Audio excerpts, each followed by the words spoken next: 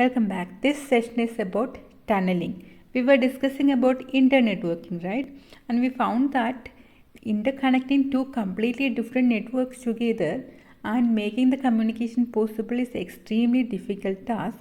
But there is a case which is really manageable, and that is when the source and destination host are on the same type of network, but in between we have a completely different network. In that case, we can have this communication possible using a technique called tunneling. Let us see this analogy first, then we will move to the tunneling used in internetworking. So a person wants to move his car from Paris to London. So within France, he can just drive his car. But when it hits this English channel, he cannot drive anymore, right?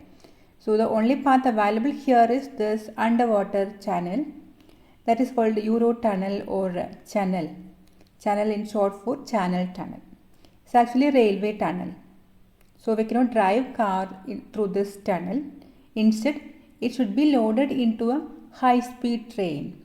So it will be loaded into this high-speed train and is ported into England through this channel. And when it reaches the far end, that is when it reaches this English road, the car can be taken away from this train and it can be driven by the person again to London. Okay, so actually within this tunnel, it is moved as a cargo or goods, right? So that is called tunneling. So in the same way, packets also can be tunneled through a foreign network. We will see how it can be done. Let us think of an international bank which is having branches across the globe, and each branch is having its own LAN, say an Ethernet which is based on TCP/IP.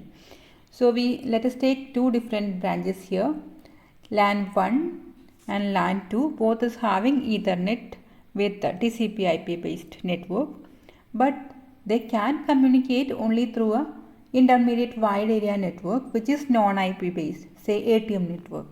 In that case, how these packets can be communicated? For that, we can use this tunneling.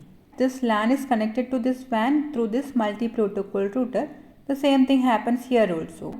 The sender machine here is say host 1 and the destination machine is host 2, and host 1 wants to send some packets to this host 2. In the network layer of this host 1, it will create an IP packet, right? We are mentioning the sender's address and destination address. So destination address will be definitely host 2. The IP address of host 2 will be mentioned in the packet, and that will be moved to the data link layer. In the data link layer, it will create a frame, right, mentioning the MAC address of the sender and the destination. Here, the destination address will be the MAC address of this multi-protocol router M1. Okay, so and that will be moved across this LAN. It will reach this M1.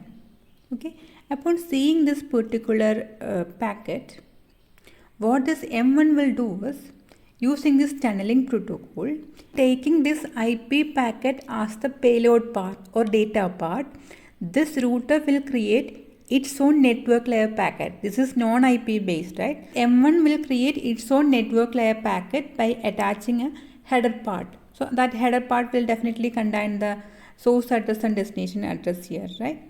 And the destination address here will be the network address of M2. And of course, a frame will be created based on the data link protocol used in this WAN. And finally, when it reaches this M2, it will extract the corresponding IP packet sent by this LAN actually.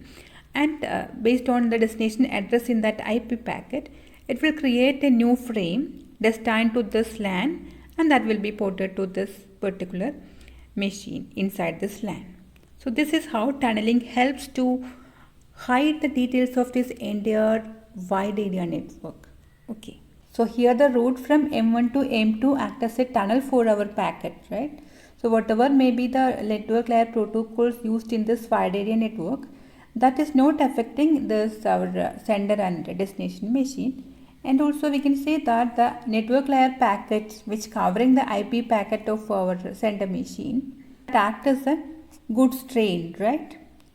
Yeah, it moves this packet from this M1 to M2. So such a tunneling helps to manage internet working.